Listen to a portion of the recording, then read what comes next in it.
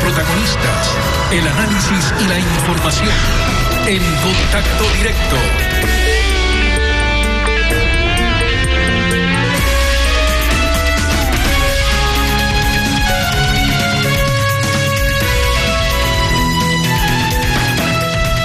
La proforma cuatrianual 2020-2023 que el gobierno presentó a la Asamblea el jueves 31 de octubre despeja muchas incógnitas, no solo sobre subsidios, deuda, impuestos, gasto público y equilibrio fiscal, sino sobre el cumplimiento de las promesas de crecimiento, consumo, inversión, producción y empleo. Richard Martínez, ministro de Economía y Finanzas, buen día, bienvenido a Contacto Directo.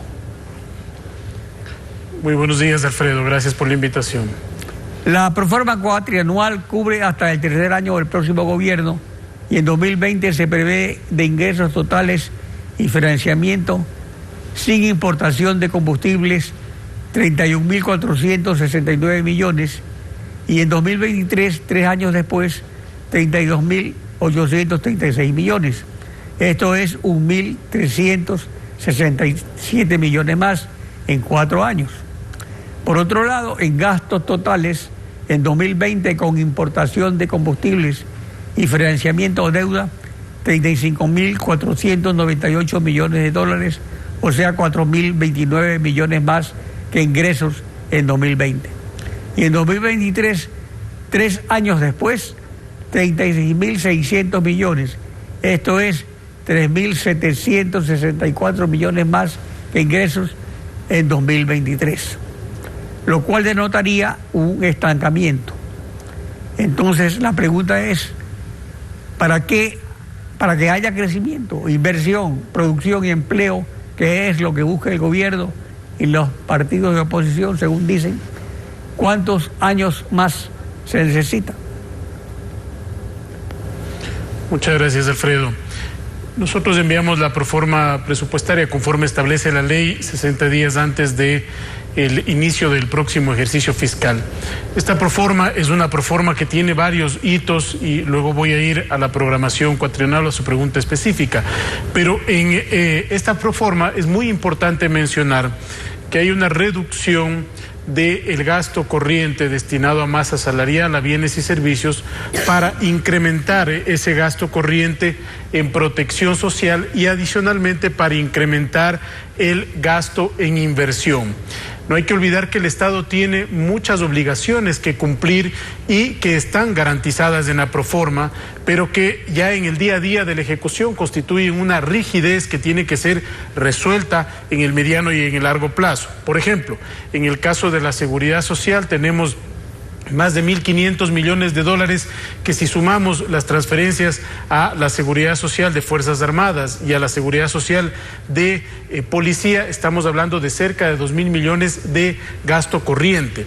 Esta reducción que yo le decía de masa salarial y bienes y servicios nos va a permitir incrementar la inversión en gasto destinado a protección social, es decir, a las personas más pobres, en cerca de 400 millones de dólares. ¿Pero qué porcentaje hay de reducción de masa salarial? En el caso de la masa salarial, el porcentaje es cercano al 5%, 4,8%, exactamente son algo más de 400 millones de dólares, y en el caso de bienes y servicios es un 10% de reducción. Como usted mencionaba, Alfredo, ¿qué está detrás de esta proforma? Detrás de esta proforma está una visión de desarrollo de mediano y de largo plazo que garantiza sostenibilidad fiscal, que garantiza ir reduciendo los niveles de financiamiento y de endeudamiento para hacerlo sostenible, sobre todo al servicio de la deuda, pero adicionalmente ir reconduciendo los recursos hacia mayor gasto de inversión. Si uno totaliza los ingresos y resta los gastos de la proforma, Alfredo, tenemos un déficit cercano a los 3.380 millones de dólares. Si a eso le incluimos los ingresos estimados por la reforma tributaria que se está tramitando en la Asamblea, evidentemente podemos reducir ese déficit. Usted señalaba al inicio una reflexión de orden más político en relación a las decisiones que tiene que tomar un gobierno y que muchas veces se obstaculizan por la demagogia. Todo el mundo pide más recursos, pero no quiere hacer sacrificios. Todo el mundo critica la deuda, pero es la única vía para financiar si es que no tenemos mayor fuentes de ingreso o menor o más reducción del gasto. En consecuencia, quiero destacar la responsabilidad con la que está actuando este gobierno, más allá de las decisiones que tengan un costo político. La decisión de subsidios es una de ellas y la reforma tributaria es otra. La previsión cuatrianual contempla 2.000 millones más en pago de deuda externa y por ingresos petroleros 33.000 millones menos en 2023. Esto es el resultado de seguirse endeudando sin renegociar la deuda con el coloso socialista chino. Alfredo, el reperfilamiento de la deuda ya se inició este año. Recuerde usted que teníamos un vencimiento de los bonos hacia el próximo año de cerca de 1.500 millones de dólares y hemos reducido cerca de 72% de esa obligación pendiente. Toda la deuda tiene que irse trabajando en términos de mercado y en el caso del financiamiento con China tampoco es la excepción. Hay programación que nos va a permitir ir perfilando de una manera el financiamiento. Pero Alfredo, es muy importante que nos fijemos en la Proforma 2020. La programación cuatrianual tiene varios supuestos, pero es importante mencionar que todos ellos van a depender del cumplimiento de las políticas que trabaje no solo este gobierno, sino el siguiente gobierno y las reformas que se puedan procesar hacia futuro. Es un momento de reflexión, Alfredo, respecto de la sostenibilidad fiscal. Mucho se habla de la reducción de la masa salarial y de la reducción del gasto en bienes y servicios. Pues bien, el Estado está mostrando hoy un sacrificio, pero el punto límite está llegando también ya a su ebullición. ¿Por qué? Porque más del 80%, Alfredo, del gasto está vinculado con Fuerzas Armadas, con policía, con salud, con educación, con vivienda y con inclusión económica y social. Y es un gasto y es una inversión que el Estado debe sostenerla a mediano y a largo plazo para garantizar que las personas más pobres y las personas más vulnerables estén cubiertas.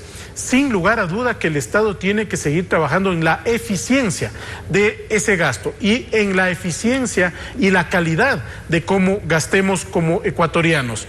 Pero sí creo que es importante una reflexión de orden estructural respecto a cómo ir corrigiendo este déficit en el mediano y largo plazo. Por eso es que para el año 2020 se estiman cerca de 650 millones de dólares por la reducción del subsidio. Recordemos que el decreto 883 esperaba un desmonte total de cerca de 1.500 millones de dólares. Es un objetivo que evidentemente hemos tenido que reajustarlo y hemos colocado cerca de 650 millones de dólares por ese rubro.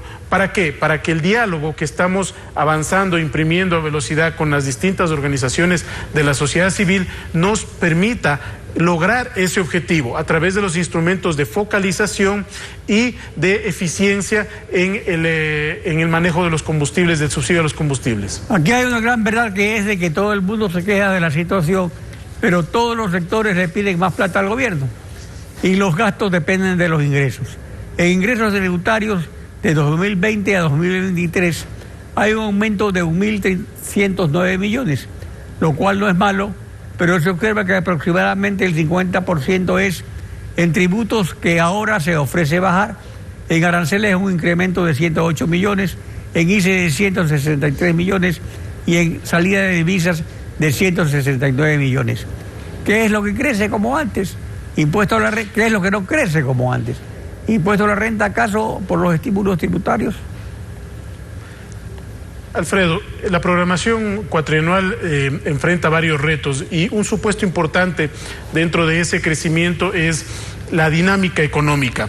Pero si nos fijamos en el 2020, en el año próximo, hay varios retos. Por ejemplo, se eliminó el impuesto denominado verde, ¿no? Son más de 100 millones de dólares. También ya se hace vigente la eliminación del impuesto mínimo que se estableció en la Ley de Fomento Productivo que se aprobó el año anterior. Y nosotros tenemos, en consecuencia, los objetivos fijados en garantizar que la ley que se encuentra hoy en la Asamblea nos permita financiar parte de ese gasto de inversión y también que nos permita ir cubriendo el déficit. Por eso es que para el próximo año se ve una reducción de la recaudación por estos mecanismos que menciono que han sido desmontados, y por el otro lado también porque estimamos una actividad económica que no va a crecer de manera sustancial el próximo año. Eso no quiere decir, yo le Alfredo, que el gobierno tenga que quedarse de brazos cruzados. O sea, ¿qué se prevé acerca del impuesto a la renta, dados los estímulos tributarios que se dan para inversiones, empleo, etcétera? ¿Se prevé que habrá un crecimiento igual que el anterior o que habrá un decrecimiento?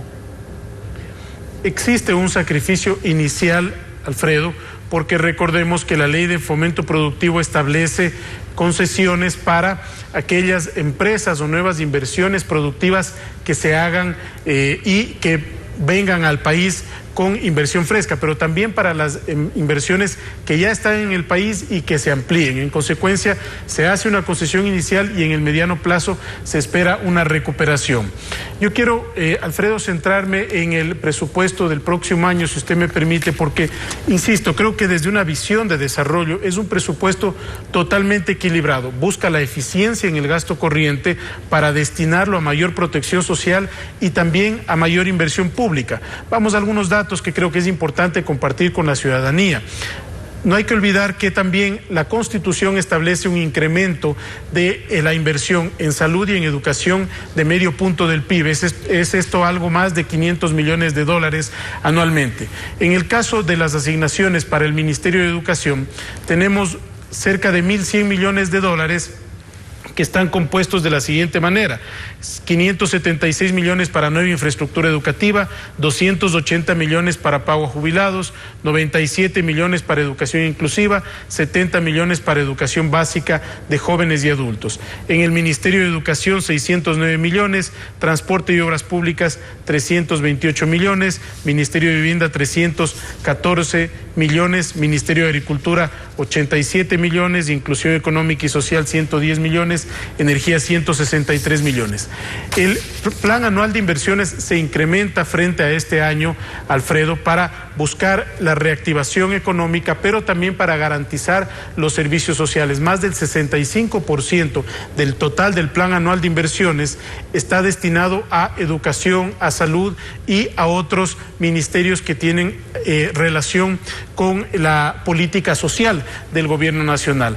En consecuencia, el mensaje, Alfredo, es que este presupuesto tiene un rostro importante de cara al futuro, para garantizar sostenibilidad fiscal, para garantizar un mejor manejo presupuestario que nos permita, por un lado, dar cobertura a los programas sociales que necesitan las personas más pobres y, por otro lado, también reactivar la economía a través de un mayor gasto de inversión en infraestructura. Richard Martínez, ministro de Economía, gracias por acompañarnos en Contacto Directo.